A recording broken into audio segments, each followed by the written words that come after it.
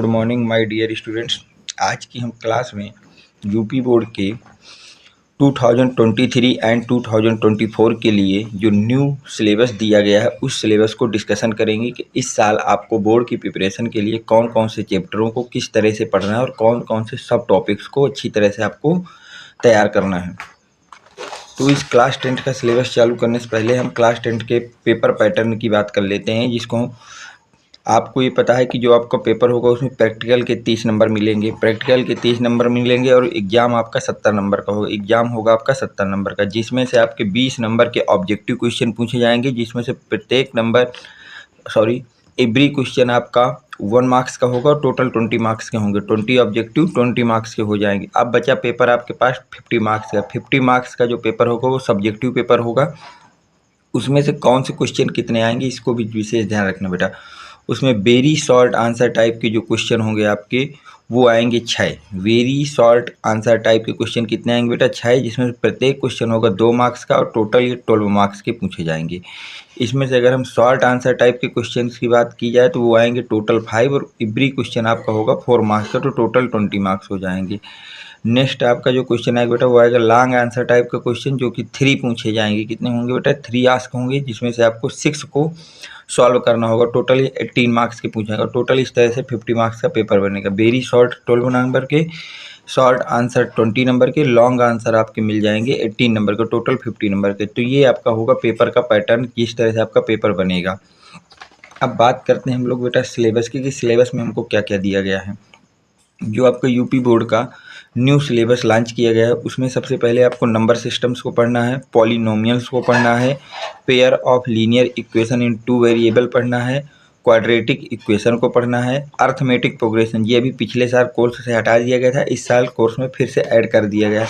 Arithmetic progression पढ़ना है, triangle पढ़ना है, कोऑर्डिनेट ज्योमेट्री को पढ़ना है आपको, इंट्रोडक्शन टू ट्रिग्नोमेट्री का इंट्रोडक्शन को आपको पढ़ना है, ट्रिग्नोमेट्रिक आइडेंटिटी, और ट्रिग्नोमेट्रिक आइडेंटिटी क्या होती है इस चीज़ को आपको अच्छी तरह से स्टडी करना है। हाइट एंड डिस्टेंस के कुछ circle, area related to circle, surface area of volume, statics और प्रोबेबिलिटी, ये टोटल आपके 15 क्वेश्चन दिए गए हैं क्लास 10 के सिलेबस में, जिनको आपको अच्छी तरह से पढ़ना है। इसमें से कुछ चैप्टर आपके पिछले साल हटा दिए गए थे, जैसे पॉलिनोमियल को हटा दिया गया था, इस साल ऐड कर दिया गया। अर्थमेटिक प्रोग्रेशन को पिछले साल सिलेबस से हटा दिया गया था, इस साल उसको ऐड कर दिया गया है। तो टोटल आपको इस साल 15 चैप्टर पढ़ने। अब बात आ गई किस चैप्टर से हमको कितना पढ़ना है, तो उसकी हम बात कर लेते हैं कि किस चैप्टर से आपको कितना कुछ पढ़ना है। जैसे हम लोग बात करते हैं बेटा नंबर सिस्टम्स की। अगर हम लोग बात करें नंबर सिस्टम, जो आपका फर्स्ट चैप्टर है, नंबर सिस्टम में आपको क्या पढ़ना है? नंबर सिस्टम में आपको पढ़ना है fundamental theorem of arithmetic statement after revolving work done earlier and after illustrating and motivating throat example proof the irrationality of √2, √3, √5। आपको इरेशनलिटी को प्रूव करने वाले सवाल करना और कुछ जो फंडामेंटल थ्योरम है उनको तैयार करना है इस चैप्टर में। अगला चैप्टर है आपके पास पॉलिनोमियल की। पॉलिनोमियल में आपके सिलेबस में क्या क्या किया है? जीरोज ऑफ पॉलिनोमियल से जीरोज को कैसे फाइंड आउट करते हैं इसको पढ़ना है।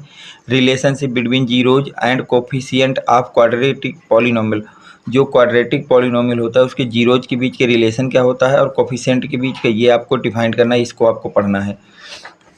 जो आपका चैप्टर नंबर 3 है बेटा pair of linear equation in 2 variable, इसमें आपको पढ़ना है pair of linear equation in 2 variable and graphical method of their solution. आपको पेयर ऑफ लीनियर इक्वेशन के 2 वेरिएबल वालों का ग्राफिकल मेथड से उनको सॉल्यूशन कैसे करते हैं, उन्हें सॉल्व कैसे करते हैं, वो आपको पढ़ना होगा। इसके बाद अपना पढ़ना है algebraic condition for number of solution. Algebraic condition पढ़ना है आपको नंबर ऑफ सॉल्यूशंस की। Solution of a pair of linear equation in 2 variable algebraically by substitution by elimination simple substitution problem. आपको जो सॉल्यूशन है पेयर लीनियर इक्वेशन को solve करने के मेथड सीखने हैं, जैसे आपको algebraic method by substitution, by elimination या सिंपल सिचुएशन प्रॉब्लम, ठीक है। तो इस तरह से आपको सॉल्व करने की मेथड भी सीखने हैं। नेक्स्ट चैप्टर आपके पास है क्वाड्रेटिक इक्वेशन। नेक्स्ट चैप्टर आपके पास क्या बेटा? Quadratic equation. अगर हम लोग बात करें क्वाड्रेटिक इक्वेशन की, तो इस चैप्टर में आपको जो पढ़ना है standard form of quadratic equation ax² + bx + c = 0, a does not equal to 0। सबसे पहले स्टैंडर्ड फार्म पढ़ना क्वाड्रेटिक इक्वेशन की। Solution of quadratic equation only real roots by factorisation and by using the quadratic formula, relationship between discriminant and nature of roots, ये सब आपको पढ़ना होगा।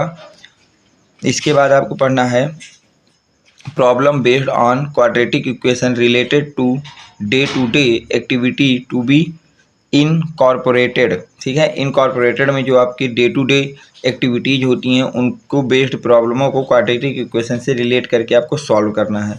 हम बात करें अगर नेक्स्ट क्वेश्चन की, तो नेक्स्ट क्वेश्चन है आपके पास क्वाड्रेटिक के बाद अर्थमेटिक प्रोग्रेशन। नेक्स्ट चैप्टर क्या बेटा, अर्थमेटिक प्रोग्रेशन। तो अगर हम बात करते हैं कि अर्थमेटिक प्रोग्रेशन में हमको क्या क्या पढ़ना है उसको ध्यान देखिए। अर्थमेटिक प्रोग्रेशन में आपको पढ़ना है जो कुछ चीज़ें, उसमें से पहला है motivation for studying arithmetic progression. आपको मोटिवेट करना है कि हमको अर्थमेटिक प्रोग्रेशन क्यों पढ़ना है, टीचर का काम है, इससे आपको कोई मतलब है नहीं। Derivation of nth term and sum of the first nth term of AP के आपको फर्स्ट n टर्म का डेरिवेशन और फर्स्ट n टर्म के सम का डेरिवेशन को करना, और उससे and their application by solving daily life problem, और उसके एप्लीकेशंस को करना है जो हमको डेली लाइफ के प्रॉब्लम को सॉल्व करने में हेल्प करेगा। इसके बाद आपका नेक्स्ट चैप्टर है ट्रायंगल। नेक्स्ट चैप्टर क्या बेटा, ट्रायंगल की। ट्रायंगल में आपको क्या क्या पढ़ना है, अगर हम नेक्स्ट चैप्टर की बात करें ट्रायंगल, तो ट्रायंगल में हमको दिया गया है डिफिनीशन पढ़नी पहली ट्रायंगल की, उसके कुछ एग्जांपल पढ़ना है, counter example of similar triangle. इसके बाद आपको सिमिलर ट्रायंगल के कुछ एग्जांपल्स को पढ़ना है।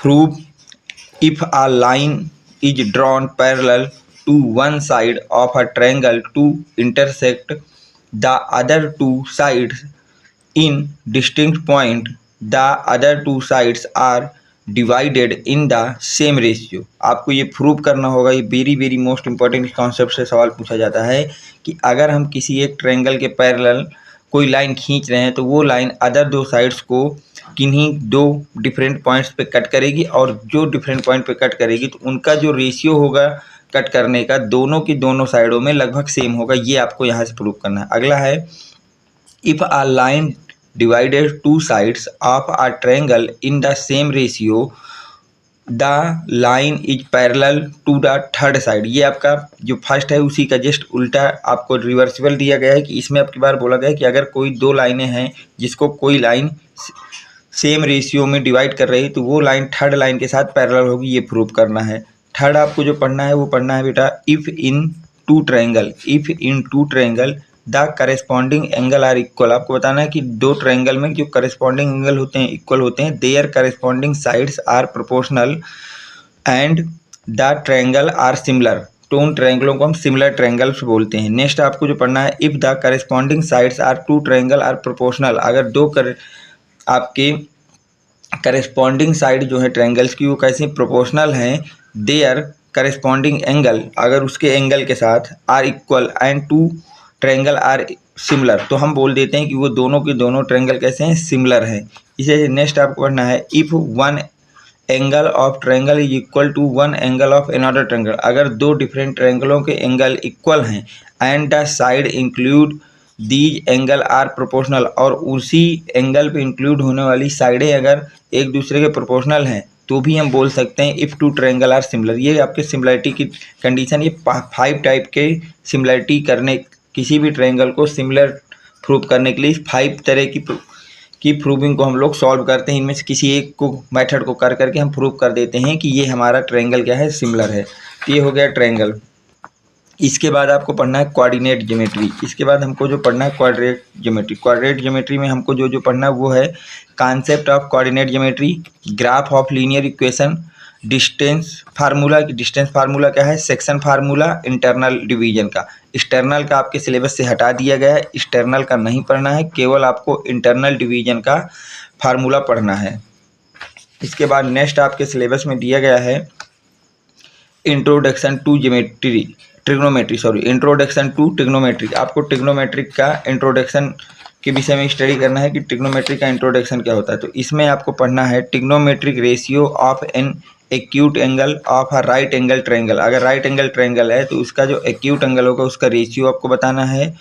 Prove of their well defined, ठीक है, accidents, motivate the ratio which ever are defined at 0 degree and 90 degree, value of the trigonometric ratio of 30 degree, 45 degree and 60 degree, relationship between the ratios. तो आपको इनके ratio का relationship को भी learn कर लेना है।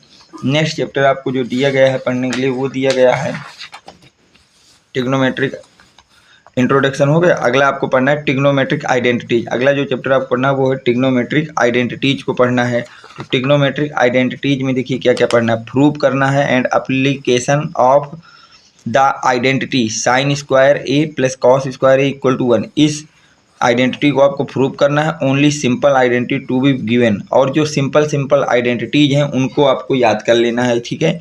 नेक्स्ट आपका दिया गया है जो चैप्टर वो दिया गया है हाइट एंड डिस्टेंस। क्या दिया गया बेटा? हाइट और डिस्टेंस। इसमें आपको कौन कौन से चैप्टर पढ़ना है, कौन कौन से टॉपिक्स पढ़ना है।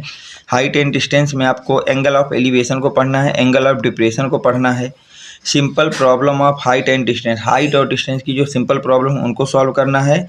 Problem should not involve more than 2 right angles. आपको वो प्रॉब्लम्स करना है जिनमें एक से ज़्यादा राइट एंगल इन्वॉल्व ना हो, राइट ट्रायंगल इन्वॉल्व ना हो, ठीक है। Angles of elevation depression should be only 30 degree, 45 degree and 60 degree.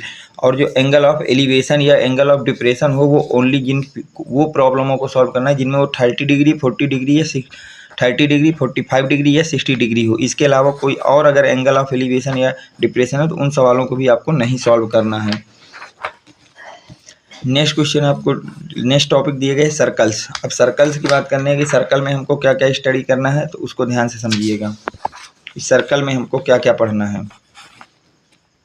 Circle में हमको पढ़ना है tangent of a circle eight point of contact. कि पॉइंट ऑफ कांटेक्ट से हम लोग टेंजेंट सर्कल में कैसे डालेंगे। इसके बाद 2 प्रूफ सीखना है। पहला प्रूफ ये सीखना है the tangent at any point of a circle is perpendicular to the radius through the point of contact. अगर हमने किसी एक्सटर्नल पॉइंट से किसी सर्कल पे टेंजेंट डाली तो वो टेंजेंट रेडियस के साथ कैसी होगी, रेडियस को अगर हम पॉइंट ऑफ कांटेक्ट में मिलाएं तो वहाँ पे राइट एंगल ट्रायंगल बनाए गए परपेंडिकुलर होगा। और नेक्स्ट प्रूव करना है the length of tangent drawn from the external point to the circle are equal.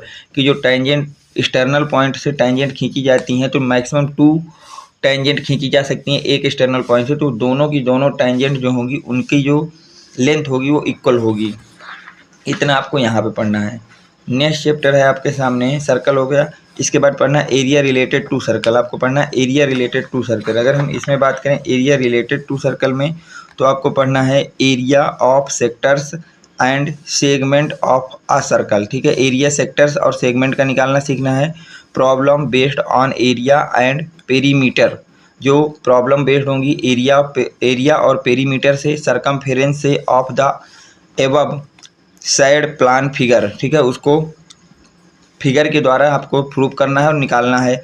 By calculating area of segment of the circle. Circle का एरिया ऑफ सेगमेंट निकालना है। Problem should be restricted to central angle 60 degree, 90 degree and 120 degree. और जो central angle हो वो केवल 60 degree, 90 degree या 120 degree होनी चाहिए। इसके अलावा कोई एंगल है तो भी आपको उसको उन प्रॉब्लमों को सॉल्व नहीं करना है बोर्ड के पर्पज़ से। नेक्स्ट आपको दिया गया है surface area and volume. Surface area और वॉल्यूम इस चैप्टर में देखिए आपको क्या क्या पढ़ना है। Surface area and volume combination of any 2 of the following cubes, cuboid, spheres, hemisphere and right circular cylinder या कोन्स। इनमें से किन्हीं भी 2 बॉडीज को आपको आपस में कंबाइंड करके इनके सरफेस एरिया और वॉल्यूम को निकालना आपको सीखना है। नेक्स्ट आपको जो सिलेबस में दिया गया है वो दिया गया है स्टैटिक्स। स्टैटिक्स की बात की जाए तो स्टैटिक्स में आपको मीन पढ़ना है, मीडियन आपको पढ़ना है। स्टैटिक्स में मीन पढ़ना है, मीडियन पढ़ना है एंड मोड ऑफ ग्रुपेड डाटा का पढ़ना है। इसके बाद लास्ट चैप्टर जो आपके सिलेबस दिया गया है प्रोबेबिलिटी। तो अगर हम बात करें प्रोबेबिलिटी की तो प्रोबेबिलिटी में आपको जो जो पॉइंट स्टडी करना है, पहले तो आपको पढ़ना है क्लासिकल डिफिनीशन ऑफ प्रोबेबिलिटी पढ़ लेना है। Simple problem on finding the probability of an event, और इसको आपको पढ़ लेना है। तो ये आपके क्लास 10th का पूरा सिलेबस है जो बोर्ड की तरफ से आपको प्रोवाइड कराया गया है कि किस किस सब पॉइंटों को आपको पढ़ना है और कौन कौन से चैप्टर्स को पढ़ना है। अगर अभी तक जो भी बच्चे मेरे व्हाट्सएप ग्रुप से नहीं जुड़े हैं वो बच्चे 7880 960882 इस नंबर पे व्हाट्सएप कर देंगे, अपना नेम लिख देंगे और क्लास लिख देंगे, डिस्ट्रिक्ट लिख देंगे। इसके बाद मैं आपको उस ग्रुप में जोड़ दूंगा, जिस ग्रुप में आपको स्टडी से रिलेटेड कई वीडियो या इम्पॉर्टेंट जानकारी मैं वहाँ पे आपको प्रोवाइड कराता रहता हूँ। इसके बाद जो बच्चे अभी तक टेलीग्राम लिंक से मेरे चैनल से नहीं जुड़े हैं, उस टेलीग्राम चैनल का लिंक भी इस वीडियो के डिस्क्रिप्शन में मैं डाल दूंगा, जहां जा करके आपको उसको ज्वाइन कर लेना है। अगर आपको वीडियो पसंद आया हो तो वीडियो को लाइक कर दें, चैनल को सब्सक्राइब कर दें और अपने फ्रेंड सर्कल में ज़्यादा से ज़्यादा लोगों तक शेयर कर दें। Thanks for watching, next video coming soon.